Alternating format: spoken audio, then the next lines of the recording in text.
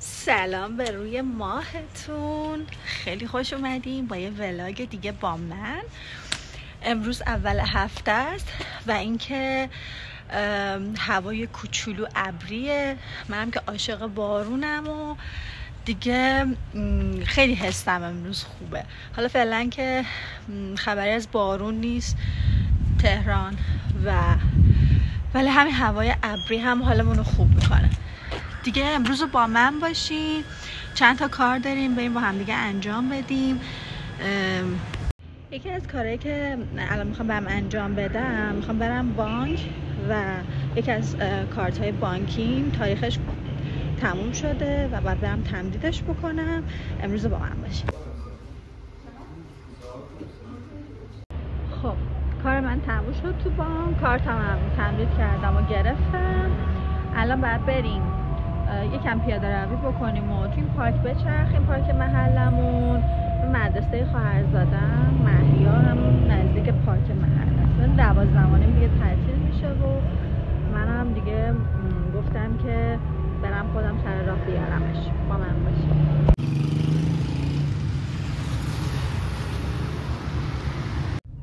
خب بچه‌ها من اومدم اینجا یکم پیاده روی بکنم چون حدودا نیم ساعت زمان دارم تا بخواد تعطیل بشه. دیگه گفتم از وقتم استفاده بکنم و یه پیاده روی نیم ساعته داشته باشم. بعدش هم که مدرسه‌اش نزدیکه دیگه، از همینجا میرم اونجا که برم دنبالش.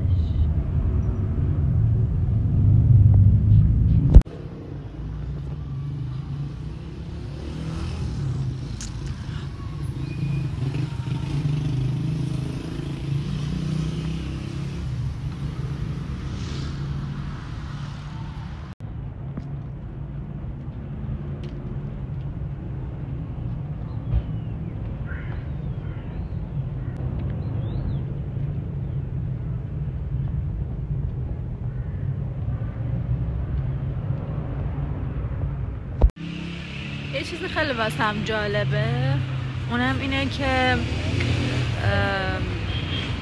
هر چقدر که میگذره و هر چقدر که سنم میره بالاتر یه سری چیزها رو بیشتر درک میکنم، مثل همین بودن تو طبیعت، آرامشی که داره، قشنگی‌های زندگی.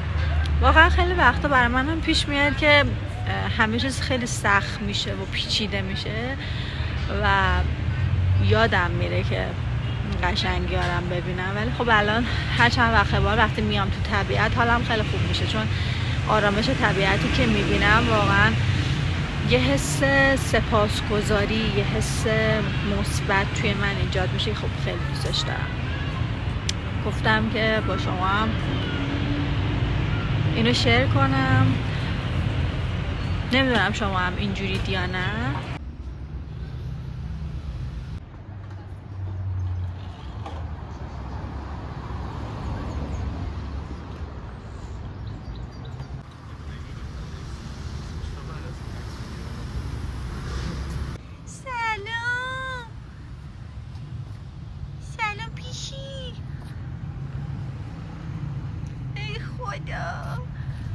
خودشو چقدر ناز میکنه. پیشی پیشی بایسا. بله باسن مبارکش رو سمتمون کرده. خب بچه ها بریم دیگه سمت مدرسه مهیار که برش داریم بریم خونه. خب رفتیم مهیار رو آوردیم. امروز هم اردو داشتن. چطوری عشقم؟ خوبم. چطور بود اردو؟ خیلی خوب بود. کجا رفتیم؟ داخل یه غار تاریک با آکواریوم ماهی. سر راه هم رفتیم نودل خریدیم. مهیار به خاطر اینکه کره‌ایه عاشق نودله. قربونت برم. زن کیم تهیونگ هم عزیزم.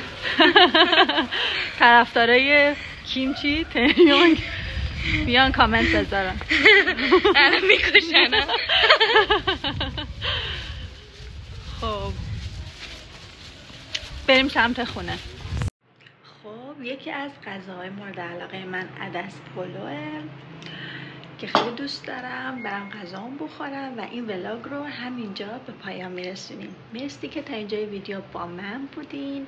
اگر از ویدیو خوشتون اومده لایک و سابسکرایب یادت نره. تا ویدیوهای بعدی، خداحافظ.